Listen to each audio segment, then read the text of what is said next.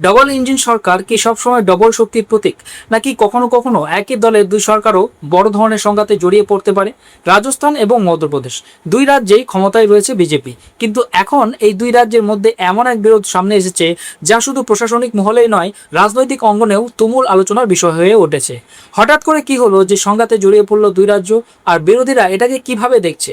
এই নিয়ে কি কোনো বার্তা দিল দিল্লি? আসলে প্রায় 871 হেক্টর সংরক্ষিত বনভূমি নিয়ে শুরু হয়েছে বড়সড় টানাপোড়েন। রাজস্থান বলছে তাদের বনভূমিতে অবৈধভাবে সৌরবিদ্যুৎ প্রকল্পের কাজ চলছে।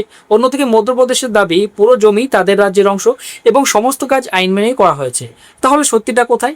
দুই পক্ষের কাছে যদি সরকারি নথিই থাকে, তাহলে কোন নথি সঠিক? এই বিতর্ক কি শুধুই সীমান্ত নির্ধারণের সমস্যা, নাকি এর সঙ্গে জড়িয়ে রয়েছে উন্নয়ন, প্রশাসন এবং আইনি জটিলতার আরও বড় প্রশ্ন? আর সবচেয়ে বড় প্রশ্ন, বিরোধীরা এই সুযোগকে কিভাবে কাজে লাগাবে? বিষয়টি শুরু রাজস্থান ও মধ্যপ্রদেশের সীমান্তবর্তী একটি এলাকা ঘিরে। রাজস্থানের অভিযোগ, ঝালোয়ার জেলার প্রায় 871 হেক্টর সংরক্ষিত বনভূমি মধ্যপ্রদেশের পক্ষ থেকে নিজেদের বলে দাবি করা হচ্ছে। শুধু তাই নয়, রাজস্থানের দাবি অনুযায়ী এই বিতর্কিত জমি প্রায় 130 হেক্টর একটি বেসরকারি সংস্থাকে 100 মেগাওয়াটের সৌরবিদ্যুৎ প্রকল্প তৈরির জন্য লিজ দেওয়া হয়েছে। বিষয়টি প্রকাশ্যে আসতেই দুই রাজ্যের প্রশাসনের মধ্যে চিঠি চেলাচেলি শুরু হয় এবং ধীরে ধীরে এটি একটি আন্তঃরাজ্য বিরোধে পরিণত হয়। কারণ এখানে শুধু জমির প্রশ্ন নয়, সংরক্ষিত বনভূমির আইনি মর্যাদা এবং ভবিষ্যতে প্রশাসনিক অধিকারও জড়িয়ে রয়েছে। টাইমস অফ ইন্ডিয়া প্রতিবেদনে বলা হয়েছে, রাজস্থান সরকার ইতিমধ্যেই এই বিষয়টি নিয়ে একাধিক উচ্চ পর্যায়ের বৈঠক করেছে। রাজ্যের মুখ্য সচিব ভি শ্রীনিবাস নিজে পরিস্থিতি পর্যালোচনা করেছেন এবং পরবর্তী পদক্ষেপ নির্ধারণের জন্য বৈঠক ডেকেছেন। রাজস্থানের বন দপ্তরের প্রধান অরিজিৎ বন্দ্যোপাধ্যায় মধ্যপ্রদেশের বন বিভাগের প্রধানকে চিঠি লিখে জানিয়েছেন, সংশ্লিষ্ট জমি 1961 সাল থেকে রাজস্থানের সরকারি নথিতে সংরক্ষিত বনভূমি হিসেবে নথিভুক্ত রয়েছে। তাই সেখানে বন আইনের বাইরে কোনো ধরনের নির্মাণ বা অন্য কার্যকলাপের অনুমতি দেওয়া যায় না। রাজস্থানের দাবি, 1911 সালের ভূমি রেকর্ডের মানচিত্রেও এই এলাকা ঝালোয়ারের সিংহপুর গ্রামের অংশ হিসেবে দেখানো হয়েছে এবং 1949 সালে রাজ্য পুনর্গঠনের পর থেকেও এটি ধারাবাহিকভাবে রাজস্থানের রাজস্ব নথিতে রয়েছে। এখানে শেষ নয়, রাজস্থানের পক্ষ থেকে আরও দাবি করা হয়েছে যে 2026 সালের 24 ফেব্রুয়ারি ঝালোয়ারের ডেপুটি কনজারভেটর অফ ফরেস্ট মন্দসৌরের জেলা শাসককে চিঠি দিয়ে অভিযোগ করেন বিতর্কিত এলাকায় অবৈধ নির্মাণ চলছে। ওই চিঠিতে উল্লেখ করা হয়, 7 ফেব্রুয়ারি কাজ বন্ধের নোটিশ দেওয়া হলেও 19 ফেব্রুয়ারি আবার নির্মাণ কাজ শুরু হয়।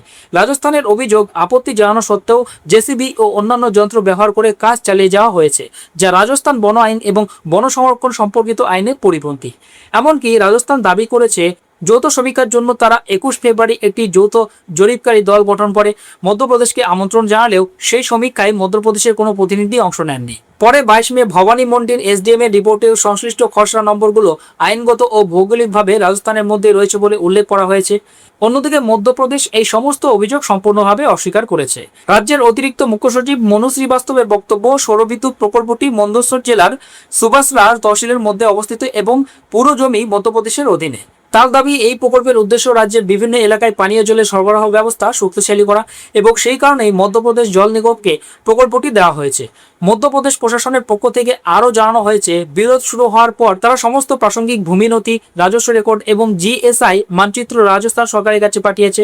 মন্দসৌরের জেলাশাসক অদিতি গর্ব বলেছেন, জমি সংক্রান্ত প্রয়োজনীয় সমস্ত নথি ইতিমধ্যে রাজস্থানের হাতে তুলে দেওয়া হয়েছে।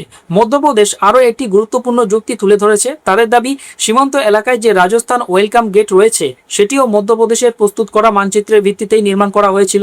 এছাড়া বিতর্কিত এলাকার অন্তর্গত দুটি গ্রাম পঞ্চায়েতে বহু বছর ধরে মধ্যপ্রদেশ প্রশাসন নির্বাচন পরিচালনা করেছে।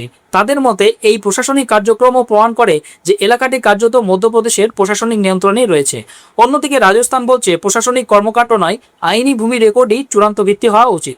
ফলে দুই পক্ষই নিজেদের অবস্থানে অনড় থাকায় সমাধান এখনও অধরাই রয়ে গেছে। এই বিতর্কে আরও একটি বিষয় আলোচনায় এসেছে। টাইমস অফ ইন্ডিয়ার প্রতিবেদনে কিছু সূত্রের বরাত দিয়ে দাবি করা হয়েছে যে বেসরকারি সংস্থা সৌরবিদ্যুৎ প্রকল্পে কাজ করছে, তাদের মালিকদের সঙ্গে মধ্যপ্রদেশের এক কেন্দ্রীয় মন্ত্রীর ঘনিষ্ঠ সম্পর্ক রয়েছে। তবে সংবাদপত্রটি স্পষ্টভাবে উল্লেখ করেছে, এই দাবি স্বাধীনভাবে নিশ্চিতকরণ করা হয়নি, তাই এটিকে এখনই প্রতিষ্ঠিত তথ্য হিসেবে রাখা যাবে না।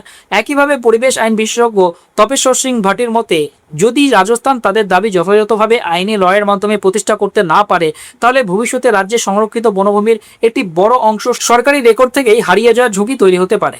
তবে এই বিষয়ে চূড়ান্ত সিদ্ধান্ত সংশ্লিষ্ট প্রশাসনিক ও বিচারিক প্রক্রিয়ার মাধ্যমেই হবে। সব মিলিয়ে এই বিরোধ এখন শুধুমাত্র সীমান্ত বা জমির বিরোধ নয়, এটি প্রশাসনিক নথি, বন সংরক্ষণ আইন, রাজ্যগুলোর সাংবিধানিক অধিকার এবং উন্নয়ন প্রকল্প সবকিছুর সঙ্গে জড়িয়ে গেছে। যেহেতু দুই রাজ্যে একই রাজনৈতিক দলের সরকার রয়েছে, তাই বিষয়টি নিয়ে স্বাভাবিকভাবেই বিভিন্ন মহলে আলোচনা শুরু হয়েছে। তবে এখনো পর্যন্ত দুই পক্ষই নিজেদের সরকারি নথির ওপর ভরসা করে অবস্থান ব্যাখ্যা করেছে এবং কোনো পক্ষের দাবি চূড়ান্তভাবে প্রমাণিত হয়নি। এখন দেখার বিষয় দুই রাজ্য কি আলোচনার মাধ্যমে সমাধানে পৌঁছায়, নাকি বিষয়টি আদালত বা যৌথ সীমান্ত জরিপের মাধ্যমে নিষ্পত্তির দিকে এগোয়। কারণ শেষ পর্যন্ত এই বিরোধের নিষ্পত্তি শুধু দুটি রাজ্যের জন্য নয়, ভবিষ্যতে এই ধরনের অন্তঃরাজ্য সীমান্ত বিরোধ মেটানোর ক্ষেত্রেও এটি গুরুত্বপূর্ণ নজির হয়ে উঠতে পারে। আর সবচেয়ে বড় বিষয় হলো কেন্দ্রের বিজেপি সরকার এই সমস্যার কিভাবে সমাধান করবে, সেদিকেই নজর থাকবে সকলের।